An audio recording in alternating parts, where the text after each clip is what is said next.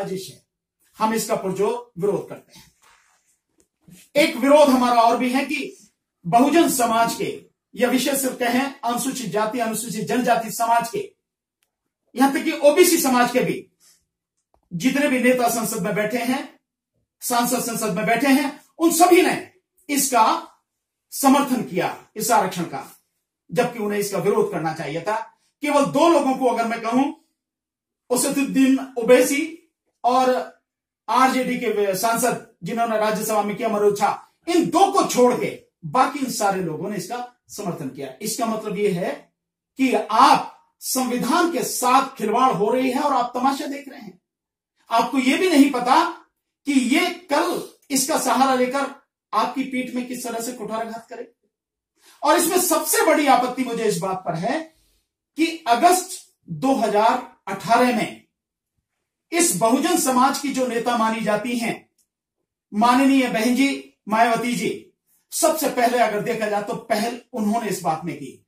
उनका एक बाकायदा एक प्रेस कॉन्फ्रेंस में एक क्लिप है, बाकायदा उन्होंने कहा, जिसको आप समता आवाज टीवी के 29 अगस्त का जो उन्होंने उस पर प्रसारण किया है, उस पर जाके देख सकते हैं। उन्होंने स्पष्ट रूप से कहा है, माननीय बहन जी ने, कि अपर कास्ट के गरीब लोगों को अगर सरकार संविधान में संशोधन करके 18% या उससे अधिक आरक्षण देना चाहती है तो हमारी पार्टी इसका सबसे पहले स्वागत करेगी।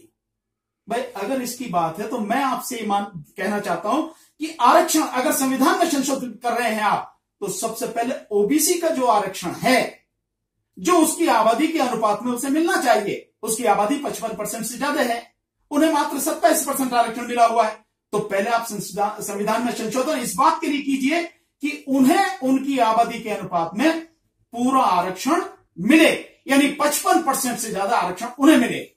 दूसरा, जो बहुजन समाज के, जो दलित समाज के, SC/ST समाज के जो गरीब लोग हैं और उन्हें जो आरक्षण ऑलरेडी मिला हुआ है 22.5%, वो आज तक पूरा नहीं है, तो ईमानदारी अगर आपकी है तो पहले उसे पूरा करें। आप उसे पूरा नहीं कर रहे हैं, ओबीसी का हिस्सा जो है, उसका हक जो है आप उसे नहीं दे रहे, और सवर्ण समाज के लिए आप ये 10% आरक्षण कर रहे हैं, तो आप बहुजन समाज की पीठ में छुरा भोंक रहे हैं और पर्दे के पीछे से आप उनका आरक्षण खत्म करने का षड्यंत्र कर रहे हैं। हम इसका घोर विरोध करते हैं। दूसरा, एक चीज और है कि जब नौकरियां ही नहीं हैं, देखिए बड़े दुखद बात है कि जिस दिन आरक्षण की चर्चा लोकसभा में हो रही है, उससे पहले ही दिन फ्रंट पेज पर न्यूज है, उस न्यूज में है कि 2018 में 1,10,00,000 नौकरियां खत्म हो गई। तो जब नौकरियां ही नहीं हैं और वैसे भी 24 लाख केंद्र सरकार में और बाकी जो है राज्य सरकार में मिला के तकरीबन 1 करोड़ खाली पद पड़े हैं, पहले तो आप उन्हें भरें, उन्हें नहीं भर रहे हैं और आप ये आरक्षण कर रहे हैं, तो आप समाज के साथ में धोखा कर रहे हैं। इसका मतलब क्या है?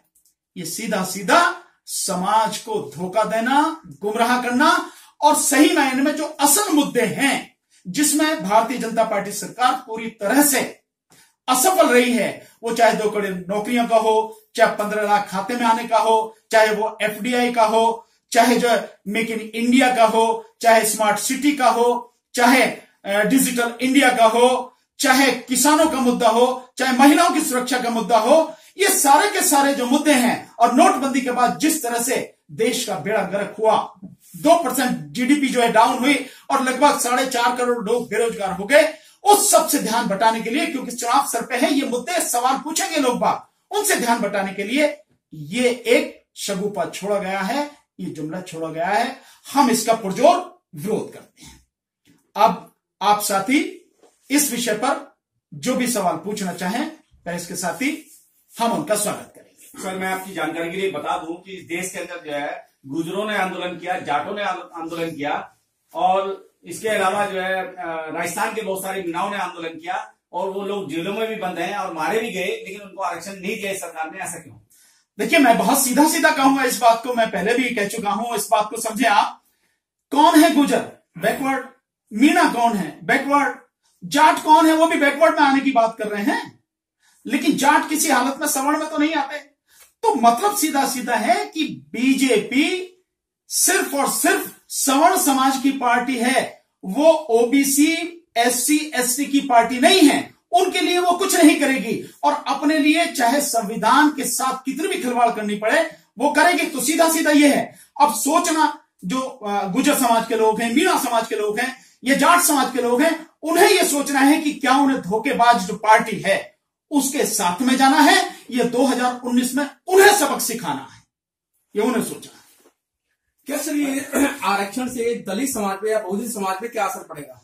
नहीं, देखिए, हाल फिलहाल अगर बात कहें तो कोई असर अभी दिखाई नहीं देता, लेकिन क्योंकि बीजेपी की मंशा हमेशा, उसकी नीयत खराब रही है, उसकी नीयत बहुजन समाज या एससी एसटी समाज के विरोध में रही है, वो कई बार सामने से नहीं होकर पीछे से वार करती है।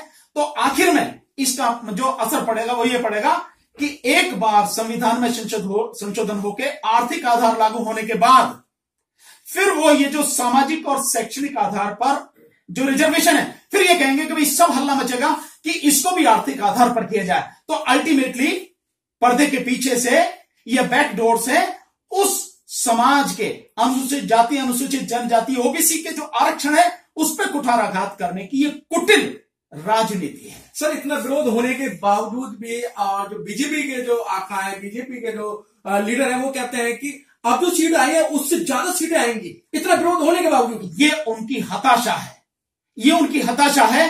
5 राज्यों में उनका पूरी तरह से सुपड़ा साफ हो गया। क्या ये समझ में नहीं आ रहा लोगों को? ये दिख नहीं रहा लोगों को। लेकिन वो करे क्या? अगर ये ना कहें तो और क्या कहेंगे? ये निश्चित रूप से वो भी जानते हैं कि हकीकत ये है, इस देश का आम आदमी उनके पूरी तरह से खिलाफ है। किसान हो, मजदूर हो, विद्यार्थी हो, शिक्षक हो, आंगनवाड़ी वाले हो, हर कोई उनके खिलाफ है, क्योंकि उन्होंने धोखा दिया है समाज को। जो वादे किए वो वादे पूरे नहीं किए, पूरी तरह से फेल रहे हैं।